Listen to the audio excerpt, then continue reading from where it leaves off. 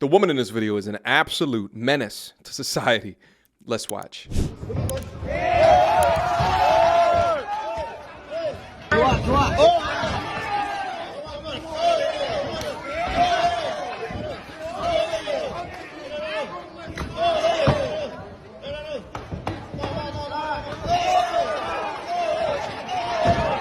What age do you think most trans kids determine that they're trans? Violet told us when she was 1.5. She's been telling us since she could speak. So she knew since birth.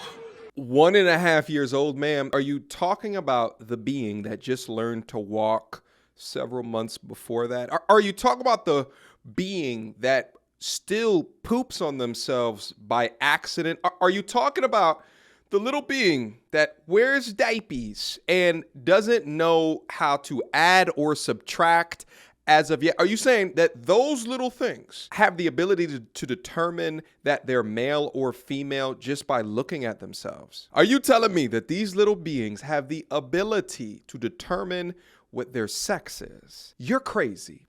And give me a break. This woman is unfit to be a parent and demonstrates why I think there should be a birth licensure, right? Hear me out. There's marriage licenses, there should be a birth license, which would say you are incapable of having unprotected sex until you could fill out a basic questionnaire. The kid is gonna believe in Santa for the next 7 to 8 years in its life, but no, it can just make believe its gender.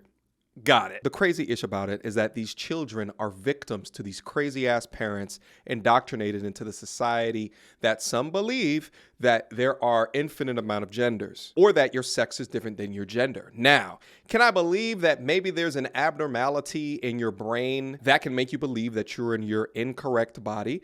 Yeah, I could believe that. People are born with a bunch of different abnormalities that are unexplained. But do I think that a 1.5-year-old child can make that adult decision? Hell no. I mean, shit, how many young girls do you see, active tomboys throughout their entire life, grow up and become girly girls? But they call it gender reaffirming, a positive spin on the real consequences that can happen to that young person. Taking puberty blockers as well as cross-sex hormones has irreversible consequences such as sterilization and can inhibit adult sexual function, such as the ability to orgasm. So you're giving your child, who your job as a parent is to make sure that this little bundle of joy doesn't accidentally themselves within society, you're giving them the power to choose something where they don't even have a comprehension of the potential consequences. And regardless of what you think of them, this is why I'm so happy that Trump said this. With the stroke of my pen on day one, we're going to stop the transgender lunacy.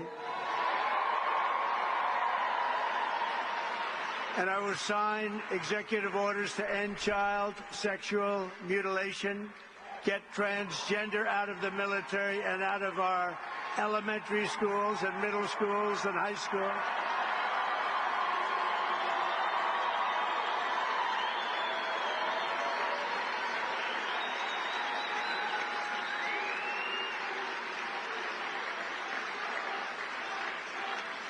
And we will keep men out of women's sports.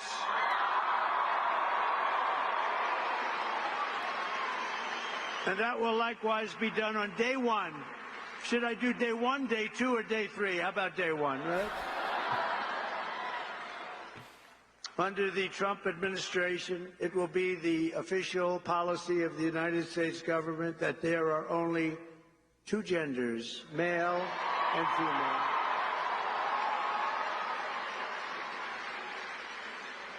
Doesn't sound too complicated. I think most sane people would agree with this. Leave the babies alone. Keep that out of the school system. I remember watching videos of drag show people at schools teaching the children things. And I can only imagine, I'm not a parent yet, but like, what? Like, what are y'all doing? Go back to the drag show shit. What are y'all doing teaching my kids this shit? It is absolutely fundamentally absurd how much debauchery and how much backwards things have entered into to mainstream today. But I'm so happy that this is the current conversation, because what if I told you that there were bills being introduced that would take children away from parents if the parent did not allow the children to be able to transition? So currently there's like a bill being proposed in Washington state where if parent disagrees with their children's desire to want to transition, that authorities can take away that child from that parent. To ensure that these youth have access to safe housing. Do you think that parents should have a say or like a final say on whether a child is able to transition or not? That child has to live with that decision, not the parent. The parent, honestly, they could fuck off. There's a reason that there's a legal limit on drinking or smoking, you clown. And if you think the children should be making their own decisions, then I hope that you also think that they should get a job so they can pay their own rent and their bills at the tender age of 7 years old as well. But this is so sick, because not only was there government policy attempting to be produced, but then you had these sickos that are coming for your children. This isn't a euphemism. This isn't an analogy. They're coming for them. If they can't get you, then they go with the youth. They slip in the mind virus to start the control early. Their brains aren't developed enough to make such a long-lasting decision, but you see no issue with that. But threatening to take away your children because you do not agree with something that they were brainwashed into, potentially, is wild work. And this is just not something that's been introduced within the US, but across the pond as well. Schools in England are awaiting government guidance on gender issues, but it's expected to demand parents are informed of any changes. So there could be quite a divergence there between what goes on north of the border and here. I feel, we've talked about this before, I actually feel really strongly about this. I just don't think it's right for schools to adopt the position of loco parentis. You know, why? How can that possibly morally be right for schools to take on a kind of position of superiority over the very people who are more invested in those children, that the happiness and well-being of those children than anyone else in the world, or should be? Now, I have a feeling I know what Nicola's going to say, which is that if the child hasn't informed their parents, there must be some sort of good reason for that. However, surely the way to work that out is via a collaboration between the school and the parents. What in the George Orwell 1984 is going on in here? Parents should have full rights of what a child is exposed to at school. But if the school, funded by your tax dollars, disagrees with that and forces this information on them anyway, then that is a big, big problem. But what I find interesting about this entire discussion is that it is not reported how often the detransitioning happens, right? So they transition, they pick something different than what they were assigned to at birth, and a percentage of them regret their decision to transition and then go through this detransitioning process. In these states where you have the laws passed protecting children, you already hear it from these activist parents. Well, we're going to move to Minnesota. We're going to move to California, as if the states that are banning this would miss them. They will absolutely move just to be able to do this to their child, or the child will run away. And you mentioned Oregon. They made it where the state money will cover transition, but they actively excluded any coverage for detransitioners in their law. Wow. Detransitioning is just 1% of people who transition. What do you say to that?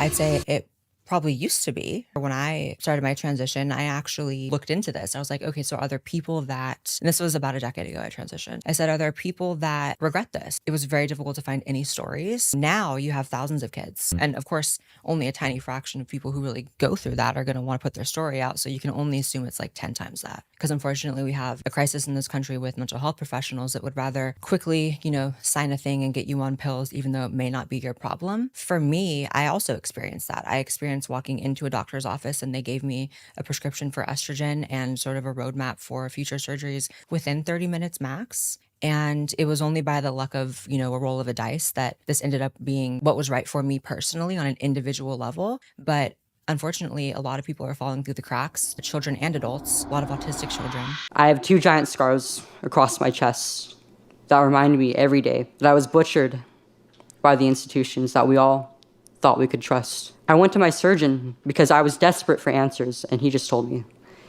it's fine. That's completely normal. Just put Vaseline over it, which didn't make sense to me, but I thought that because nothing else was working, I might as well try it. That gave me a skin infection. It hasn't healed at all, and the wound, whatever it is actually spreading across my chest. I have no clue what's going on. I have nowhere to turn because I no longer have any trust in Kaiser Permanente, and I can't afford treatment out of pocket. I wish I could have my breasts back, but a reconstruction may be riddled with even more complications, and no matter what, I will never be able to breastfeed my future children.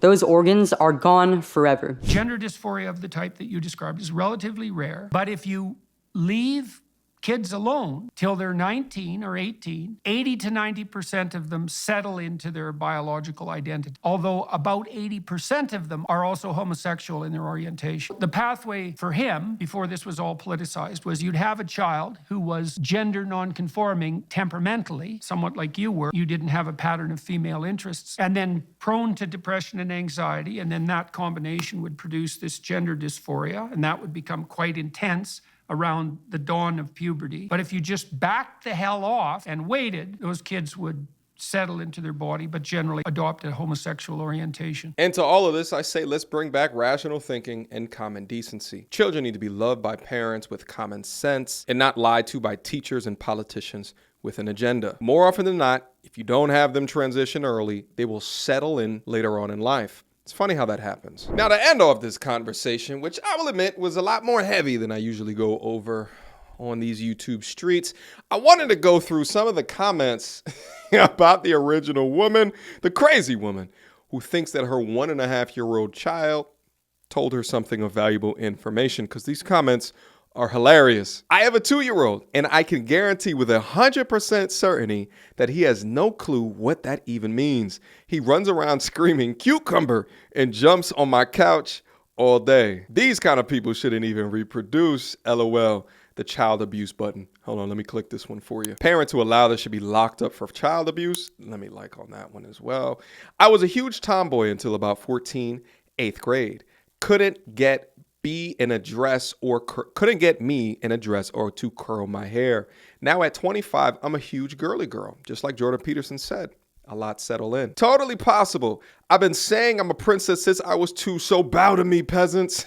Absolutely ridiculous work. Also absolutely ridiculous that these people have voting power as well, but I guess it's in our constitutional rights. That has been your video today, and I have been your host, Mediocre Tutorials and Reviews. Guys, drop me a line down below. What do you guys think about this content or the collection of clips that I had for you here today? Last but not least, if you guys want to join my self-development community, men only, link to it down in the description box down below. We are absolutely going to turn up this year with a special focus on financial education and financial fitness. So if you're interested, click in, beam up, and I will see you soon.